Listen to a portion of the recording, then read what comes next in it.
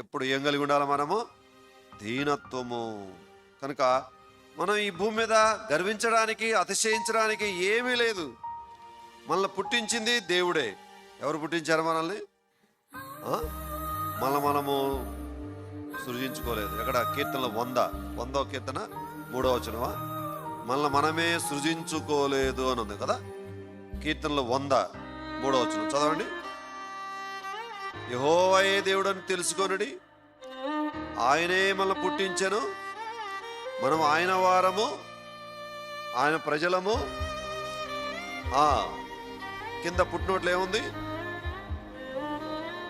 మనమే సృజించుకోనలేదు. ఈ రీతిగా తల్లి గర్భములో మనల్ని చక్కగా ఆయన సృజించాడు. ఆయన చేతులు మనకి రూపును ఏర్పరచదు.